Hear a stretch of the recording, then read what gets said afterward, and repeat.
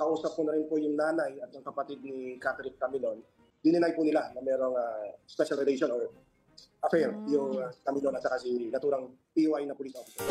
Hindi maiwasang magalit ang kapatid ni Catherine na si Chinchin dahil sa nadiskubre nito. Totoo nga bang pinaiikot-ikot lamang ang pamilya upang pagtakpa ng katotohanan?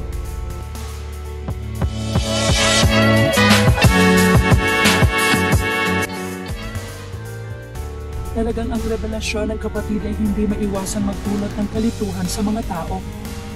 Sa patuloy na pag-iimbestiga ng pulisya sa pagkawala ng beauty queen, tila iba-iba na ang lumalabas ngayon sa publiko na ikinalilito ng marami. Dahil sa pahayag ng mga otoridad na taliwas umano sa pamilya ng dalaga. Kamakailan ay lumitaw ang dalawang saksi na nakita umano ang beauty queen noong gabi nang mawala ito. Dahil dito ay napag-alaman na ang posibleng pagkawala ni Catherine ay dahil sa love relationship sa isang pulis.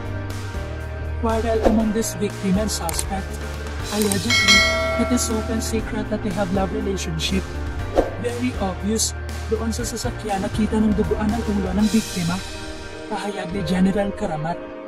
Sa Balita Pilipinas ay in-interview mismo ang Chief Police of Criminal Investigation and Detection Group ng Region 4A na si Colonel Jack Malinaw Jr. Dito niya sinabi na tumugma umano ang salaysay ng dalawang saksi sa isa nilang police officer. Kinausap mismo nila ito at inimbitahan upang magbigay ng pahayag kaugnay sa akusasyon. Una na umanong tinanggi ng person of interest na may kinalaman siya sa pagkawala ni Catherine. Kinuhanan din po ba natin siya ng salaysay at aminado po ba siya na may relasyon sila ni Camilon? Tanong ng reporter. Negative po ma'am, pagkausap ko na rin po yung nanay at kapatid ni Catherine. Tinanong ko po ang question na yan.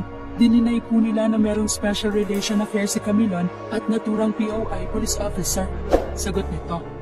Dito na hindi nakapagpigil ang kapatid ni Catherine na maglabas ng sama ng loob online. Kasinungalingan po na itinanggi namin sa kanila ang relasyon ni Catherine doon sa pulis. Dahil una po, wala po kaming alam na may karelasyon si Catherine.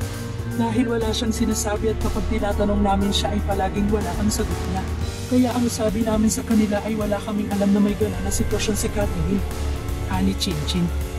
Ngunit pinaliwanag naman daw nila sa pulisya na nalaman nila ito sa isang kaibigan ni Catherine na totoo ngang may relasyon ito sa pulis sa sinasabing person of interest. Nalaman lang namin na si Catherine ay may karelasyon noong oras na siya ay nawawala na, maliwanag pa ni Chinchin. Ano nga ba ang totoo kaugnay sa pagkawala ni Catherine? Pinaikot-ikot na nga lang ba ng pulisya para pagtakpan ng miyembro nila? Bakit ganun? Pilit nilang binabaligtad ang sitwasyon. Kapag may katungkulan, malabong makuha hustisya niyan. Kuha na lang person of interest, ay mabigyan ng pangalan, pero sinabing pulis.